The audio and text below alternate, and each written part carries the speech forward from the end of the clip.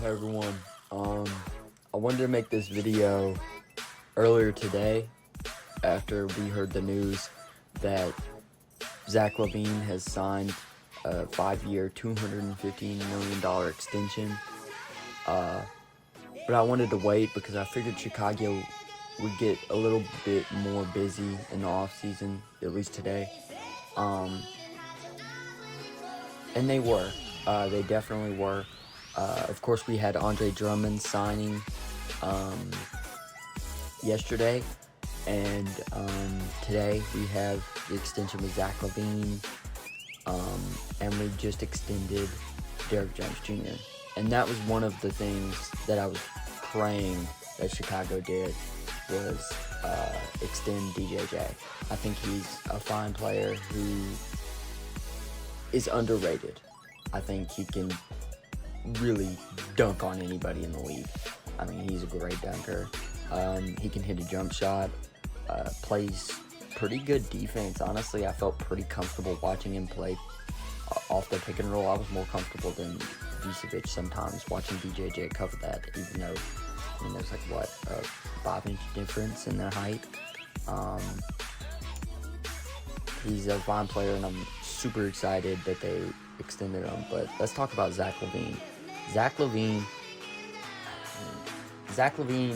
a healthy Zach LaVine can give you 27, 7, and 7 a year.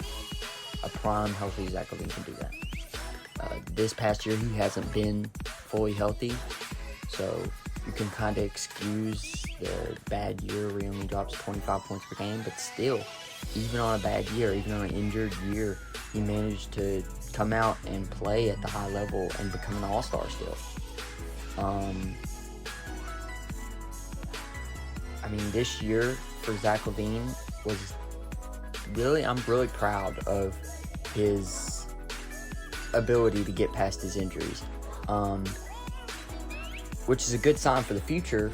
If you're signing a 5-year extension with him, you're going to want him to be able to get past his injuries, and we know Zach LaVine can do that. I mean, we saw him tear his ACL and come back better than ever. I mean, Zach LaVine is that guy that gives the dog mentality that can really get us a championship. Don't get me wrong, I expected Zach LaVine to resign. This isn't a surprise to me, but the fact that we can put that away and set it aside and just go into this next year knowing that we have 2 really solid all-stars on the team at least, and being able to build around them knowing that they're going to be here next year, I think that's very important. Zach LaVine will probably have a good season next year. My guess is somewhere 25, 26 points per game. I know that seems exactly what he put up this year, but I think Lonzo Ball, being that third scoring option, is going to drain DeMar DeRozan and Zach LaVine's scoring a little bit. The 1-2 punch between Zach LaVine and DeMar DeRozan, I love it. I think them just going back and forth and getting their buckets is a really entertaining basketball team, but it's not what's going to help the Chicago Bulls win at the high level. I think it's best that, you run plays for Lonzo and Zach and DeMar and pick and rolls, and trade for maybe an elite center so we can run the efficient pick and roll. I mean, Zach LaVine is an amazing pick and roll player at the top of the key. I mean, he can make great passes. So, I mean, we know Lonzo can make those passes. We know that he's got the IQ to make every single pass just like Zach. So, I mean, we can really run our offense through pick and rolls and from the backcourt. I mean, through Lonzo, Zach, and a really good center, it could be a dominant team, especially hitting DeMar DeRozan on the middies. I mean, really, they could, if they ran this team right, they could totally dominate the NBA next year. I'm hoping that Chicago trades Vucevic at this point. After Andre Drummond gets signed, you kind of have to bring up the thing, well, hey, we just signed a backup center. We shouldn't have probably used the money on the backup center. We should have used it on a starting center. which might mean that they're going to try to trade Vucevic. Or it could also mean they're keeping Vucevic. I'm praying it's the first one. I want Vucevic out of Chicago. I like him. I think he's a great player. Really, really entertaining to watch. But he does not have what it takes to win a championship. He doesn't have that dog mentality that's going to take us all the way. We need Ayton, Mitchell Robinson, dogs. The dudes that are going to go down, they're going to grab the board, put it back up, kick it out, do whatever.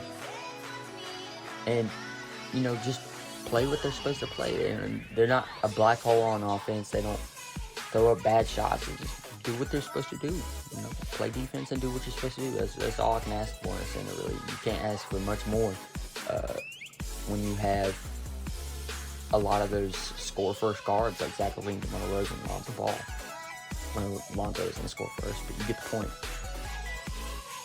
I think it's best for Chicago to just send Nikola somewhere and trade for pretty much anybody else that can grab the board and play defense. And that's what we need. We need rebounding really bad. We need defense really bad.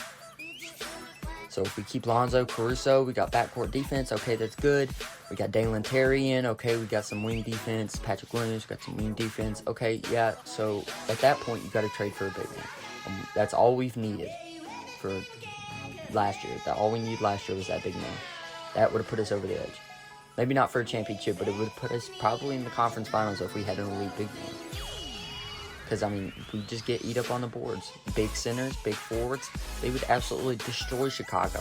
That's part of the reason why we lose so much to top 3 teams, was because, all those top 3 teams have big men that are insane.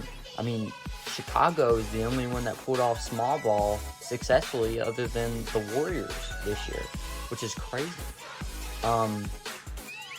But I'm praying that they just decide not to do small ball next year, because if they do, it's going to end badly, I believe. I think we're not going to win a championship, and I think it'd be stupid by the front office to not trade for a big man.